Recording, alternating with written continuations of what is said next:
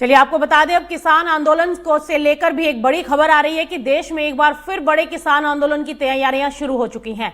संयुक्त किसान मोर्चा यानी एसकेएम ने केंद्र सरकार के प्रस्तावित Bharat America free trade agreement यानी एफटीए के खिलाफ राष्ट्रीय स्तर पर आंदोलन का ऐलान कर दिया है। दिल्ली में आयोजित राष्ट्रीय सम्मेलन में संयुक्त किसान मोर्चा ने कहा है कि यदि ये समझौता लागू होता है तो सस्ते कृषि उत्पादों का आयात बढ़ेगा, इससे भारतीय किसानों की आय पर दबाव आएगा और घरेलू कृषि बाजार प्रभावित होगा और खाद्य आत्मनिर्भरता पर भी असर पड़ेगा। एसकेएम ने सरकार से सभी फसलों पर कानूनी एमएसपी गारंटी की मांग दोहराई। संगठन चाहता है कि एसएस स्वामीनाथन आयोग के C2+50% फॉर्मूले के आधार पर न्यूनतम समर्थन मूल्य तय किया जाए और इसकी कानूनी गारंटी दी जाए।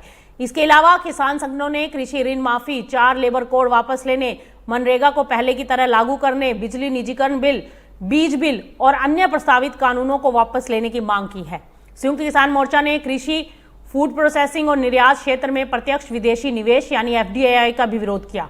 साथ ही खाद, डीजल और पेट्रोल पर राहत, फसल बीमा को मजबूत करने और प्राकृतिक आपदाओं में बेहतर मुआवजे की भी मांग उठाई। आंदोलन की रणनीति के तहत अगले 2 महीनों में देश भर में राज्य स्तरीय सम्मेलन आयोजित किए जाएंगे और 17 अगस्त को किसान नेताओं का प्रतिनिधि मंडल प्रधानमंत्री, विभिन्न राज्यों के मुख्यमंत्रियों, सांसदों और विधायकों को मांग पत्र सौंपेगा। और इसके बाद 26 नवंबर से देश भर के 100 स्थानों, जिनमें दिल्ली एनसीआर भी शामिल है, बड़े स्तर पर किसान रैलियां और कई दिनों तक चलने वाले विरोध प्रदर्शन आयोजित किए जाएंगे।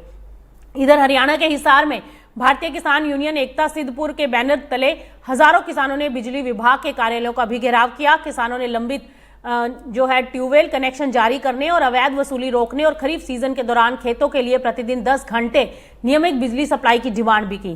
फिलहाल अब ये देखना होगा कि सरकार और किसान संगठनों के बीच बातचीत का क्या परिणाम निकलेगा और प्रस्तावित आंदोलन कितना व्यापक रूप आने वाले समय में लेगा।